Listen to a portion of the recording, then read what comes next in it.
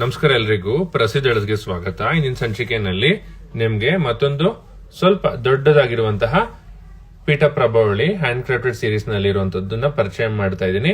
ಇದರಲ್ಲಿ ಸುಮಾರು 9 ರಿಂದ 10 ಇಂಚ್ ಎತ್ತರದ ವಿಗ್ರಹಗಳನ್ನ ಸುಲಭವಾಗಿ ಇಟ್ಕೋಬಹುದು. ಇದು ಕೂಡ ಜಾಕ್ ವುಡ್ ಅಥವಾ ಹಲಸಿನ ಮರದ ಸಪೋರ್ಟ್ ನೊಂದಿಗೆ ಮಾಡಲಾಗಿರುತ್ತದೆ. ನಿಮ್ಗೆ ಇದ್ರ ಲಕ್ಷಣಗಳು ಹೀಗೆ ಕಾಣುತ್ತೆ. ಇದ್ರಲ್ಲಿ ಕೂಡ ನಿಮ್ಗೆ ಕೀರ್ತಿ ಮುಖ ಮತ್ತೆ ಮಕರ ತೋರಣಗಳು ಎರಡೂ ಕಡೆ ಸುಂದರವಾಗಿ ಕಾಣುತ್ತೆ. ಮತ್ತೆ ಬೇಸ್ಮೆಂಟ್ ನಿಮ್ಗೆ ಸ್ವಲ್ಪ ದೊಡ್ಡದಾಗಿರೋದ್ರಿಂದ ಪೀಠ ಸಮೇತ ಇರುವಂತಹ ವಿಗ್ರಹಗಳನ್ನ ಇಟ್ಕೊಳ್ಳೋದಕ್ಕೆ ತುಂಬಾ ಅನುಕೂಲ ಆಗುತ್ತೆ.